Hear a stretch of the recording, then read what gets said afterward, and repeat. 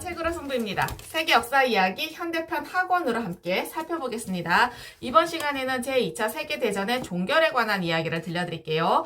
1941년에 미국이 전쟁에 뛰어들 그 무렵에요. 독일은 이미 오스트리아, 체코슬로바키아, 폴란드의 서쪽까지 집어삼켰어요. 그리고 폴란드의 동쪽은 소련에게 넘어가는데요. 소련은 베르사유 조약에 따라 독립했던 에스토니아, 라트비아, 그다음에 리투아니아를 집어삼키고 핀란드까지 침공했어요. 핀란드는 스칸디나비아 반도의 가장 오른쪽에 있었던 나라예요. 미국이 전쟁에 뛰어들 그 무렵에 또 어떤 일이 있었을까요?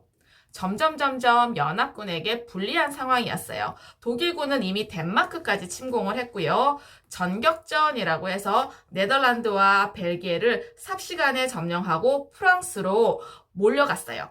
전격전은 제2차 세계대전 때 독일이 처음 선보인 전술인데요. 전차 부대들과 폭격기들을 동원해서 적진으로 질풍처럼 쳐들어간 그 전술을 말해요. 그런데 프랑스군은 지난 2년간 치른 전투에서 수십만 명의 병사들을 이미 잃어버렸어요. 프랑스의 연합군은요, 됭케르크 항구로 일제히 퇴각을 하고 영국 해협으로 탈출하기 시작을 했는데요. 300척 이상의 연합군 전함이 독일군의 빗발치는 폭격, 그리고 어뢰 공격을 받아가면서 이들을 실어 날랐어요. 그런데 독일군은요, 비겁하게도 부상병을 싣고 가는 그 병원선을 더 겨냥해서 공격을 했던 거예요. 1940년 5월 말부터 6월 초까지 됭케르크 탈출 사건은 사실상 연합군의 패배를 의미해요. 그런데 처칠 영국 총리는요, 이렇게 못 박았어요. 대영 제국은 결코 히틀러에게 굴복하지 않을 것이다. 네. 6월 14일 프랑스 파리가 독일군에게 함락되었어요. 프랑스 영토의 3분의 2가 독일군의 손에 들어갔고요. 프랑스 정부는 부랴부랴 독일과 휴전협정을 맺었어요. 파리를 포함한 프랑스 북부의 지역은 독일이 점령하고 독일이 통치했어요. 그리고 나머지 지역은 프랑스가 완전한 주권을 누리게 된 거죠. 프랑스 남부의 앙리 필리프 페탱의 정부가 비시라는 도시를 수도로 해서 세워졌어요. 비시 프랑스에서조차도 조국을 구하기 위해서 비밀리에 저항운동이 계속 일어났어요. 이를 자유프랑스 운동이라고 불러요. 유럽에서 히틀러가 아직까지 점령하지 못한 나라가 있었는데요. 바로 영국이에요. 히틀러는 영국의 힘을 빼놓아야겠다라고 생각을 했어요. 쫄쫄 굶겨서 영국을 빼앗아야겠다. 그래서 영국으로 향하는 배들을 모조리 가라앉혀라 라고 명령을 했어요. 영국은 무기며 탄약이며 석유며 옷이며 식량이 동나기 시작을 한 거죠. 그리고 또 독일은요, 영국 땅으로 쳐들어가는데 성공을 하려면 먼저 하늘을 차지할 필요가 있다고 생각을 했어요. 영국의 전투기들이 하늘에서 길을 못 펴게 만들어 놔야 독일 전투기들이 영국 하늘을 재집 드나들듯이 공습할 수 있다고 생각했어요. 영국의 전투기들을 공중전으로 다 부셔버려라. 네, 이렇게 명령을 해서요, 꼬박 2달 동안 그 독일의 전투기를 독수리, 영국의 전투기를 사자라고 해서 독수리와 사자는 하늘에서 혈투를 벌였어요. 누가 승리했을까요? 네, 사자가 승리를 했어요. 히틀러는요, 영국 침공을 뒤로 미룰 수밖에 없었어요. 그리고 다른 곳으로 고개를 돌렸는데요. 바로 자신의 동맹국이었던 소련이었어요. 소련을 기습 공격하라, 이렇게 명령을 했어요. 독일군은요, 에스토니아, 라트비아, 리투아니아를 소련군이 점령한 땅으로 물빌듯이 진격해 들어갔어요. 독일군은 계속 깊숙이 치고 들어가서 모스크바 근처까지 이르렀어요. 바로 1812년 나폴레옹 1세가 그랬던 것처럼 했어요. 이럴 때 미국이 전쟁에 뛰어들었어요. 미국군이 연합군을 돕기 위해서 홍수처럼 밀려들어왔고, 소련군도 연합군을 돕기 위해서 밀려들어왔어요. 소련은 편을 바꾸어서 독일과 동맹을 깨버리고 연합국에 가담하게 되었어요. 아시아에서는 영국군과 미국군과 중국군이 일본군에 맞서 싸웠고, 유럽과 소련에서는요, 미국군과 영국군과 소련군이 독일에 맞서 싸웠어요. 그리고 북아프리카에서는요, 영국군과 자유프랑스군이 이탈리아와 이집트에 주둔한 독일군과 싸우고 있었어요. 이때 독일이 또 하나의 동맹국을 잃었어요. 바로 이탈리아였는데요. 이탈리아 사람들은 이탈리아를 독일 편에 세우기로 한 무솔리니를 못마땅하게 여겼어요. 그래서 1943년에 이탈리아는 이 전쟁에서 결정적인 참패를 당했는데 북아프리카에서 영국군에게 패배한 거예요. 그래서 이탈리아 영토인 시칠리아 섬을 연합군에게 빼앗겼어요. 국왕 비토리오 에마누엘레 3세는요, 무솔리니에게서 총리직을 빼앗아 버렸어요. 무솔리니가 이 결정을 무시하려 들자 왕실 근위대를 보내서 그를 체포했어요. 무솔리니는 히틀러의 제안으로 이탈리아 북부 지역에서 새로운 파시스트 정부를 세웠는데요. 그러다 보니까 이탈리아가 둘로 나뉘게 되었어요. 무솔리니는 북부 파시스트 정부가 독일과 손잡았던 그 반면에 나머지 지역은 독일에게 전쟁을 선포했어요. 이렇게 파티즘과 나치즘과 대항해서 싸운 사람들을 파르티잔, 빨치산이라고 불러요. 바로 게릴라와 비슷한 뜻인데요. 비정규군 요원을 뜻해요. 이제 추축국에서는 독일과 일본만 남게 되었어요. 아시아에서는 일본군이 제법 힘이 있었어요. 유럽에서는 소련군이 독일군을 완전히 몰아냈어요. 스탈린그라드 전투에서 독일군은요, 무려 20만 명의 전사자를 내고 항복했어요. 이어 한 해가 넘도록 소련군은 독일군을 무섭게 몰아붙였어요. 결국에 독일군은 1944년에 유럽 한가운데 있는 자기네 영토로 쫓겨가지 않을 수가 없었어요. 연합군은 독일군의 숨통을 끊어버리려고 대규모 공격 계획을 세웠어요. 프랑스 해안에 상륙해서 독일군을 몰아낸다는 그 계획이었는데요. 프랑스를 거쳐 독일의 서쪽 국경을 칠 예정이었어요. 소련군이 독일의 동쪽 국경을 치고 들어오고 프랑스 해안을 장악한다는 이 작전을 노르망디 상륙 작전이라고 불러요. 함선 1200척, 항공기 10,000대, 상륙전 4,000척, 수송선 800척, 수륙 양용 특수장갑차 수백 대를 동원할 예정이었어요. 목표 지점은 프랑스 북부 노르망디 해변의 5곳이었어요. 네. 1944년 6월 6일에요. 대규모 연합군이 노르망디 해변에 상륙했어요. 연합군의 공군 비행기들이 독일군을 헷갈리게 만들려고요. 가짜 인형, 하늘에서 가짜 인형을 마구 떨어뜨렸어요. 낙하산을 타고 내려오는 연합군으로 착각하도록 했죠. 독일군은요. 거기에다 대고 마구 사격을 가했는데 알고 보니까 연합군은 바다에서 공격해오고 있었어요. 해질녘까지 적어도 5,000명의 연합군이 목숨을 잃었어요. 그러나 미국의 아이젠하워 장군이 지휘하는 연합군은요, 노르망디 해안의 5곳을 장악하는데 성공했어요. 프랑스를 되찾을 발판을 마련했어요. 그러면서 독일의 심장부까지 치고 들어갈 발판을 마련하게 되었어요.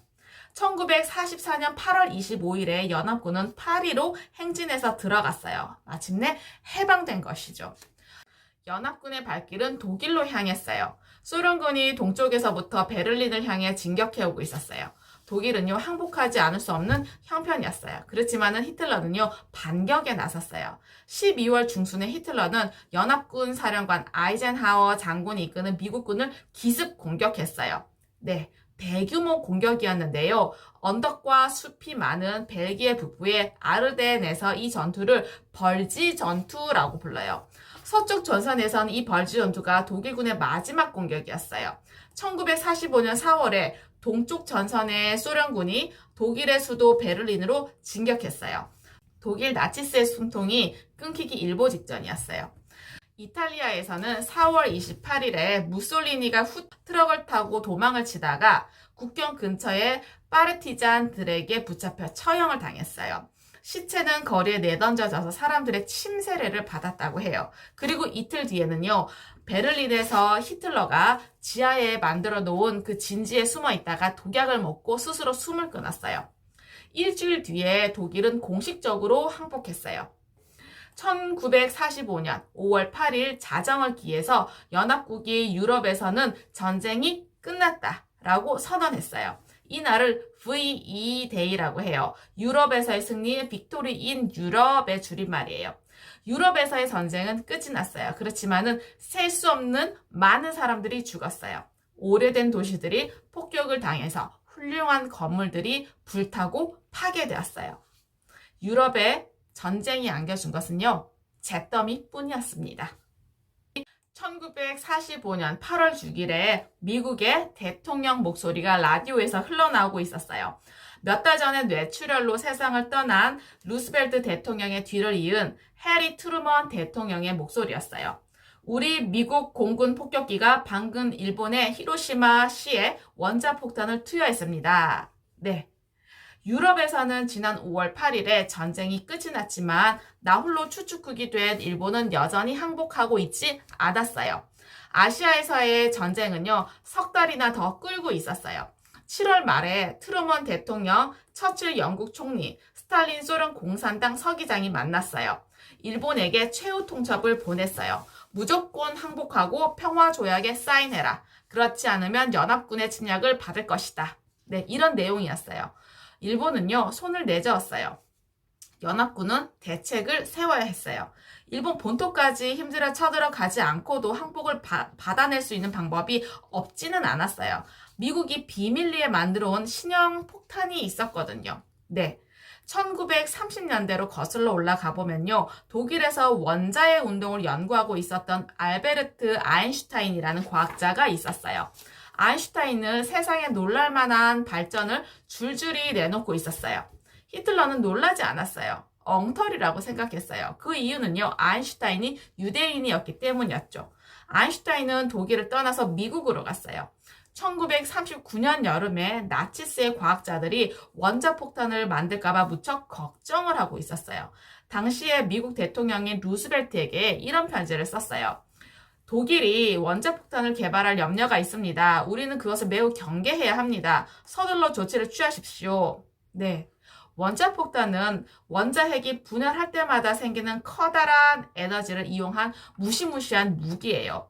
그래서 독일의 나치스가 원자폭탄을 먼저 개발하게 되면 전 인류에게 위협이 될 거라고 강조를 했어요. 루스벨트 대통령은 이 경고를 받아들이고 미국 정부는 원자폭탄을 먼저 만들 계획에 착수했어요.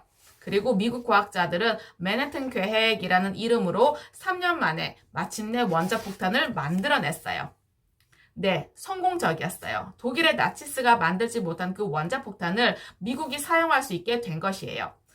대통령의 승인만 떨어진다면 바로 사용할 수 있었어요. 트루먼 대통령은요, 제2차 세계대전을 한 방에 끝내기 위해서 일본의 원자폭탄을 떨어뜨리기로 결심했어요. 그래서 1945년 8월 6일에 일본의 히로시마에 상공으로 날아가서 꼬마란 별명을 붙인 원자폭탄을 떨어뜨렸어요.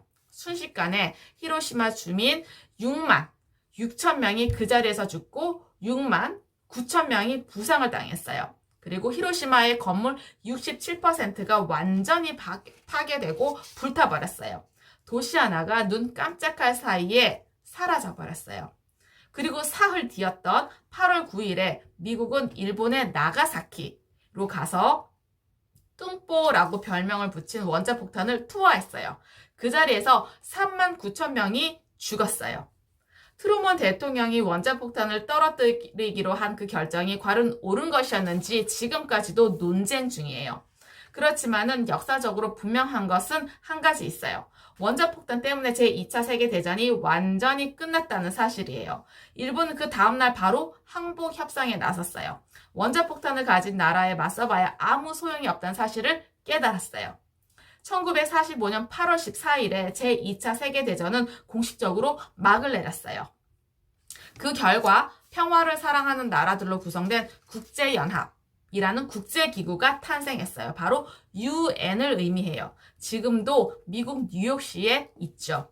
UN의 회원이 된 나라는 자유와 민주주의를 지키는 일에 서로 협력할 의무가 있다고 공포했어요.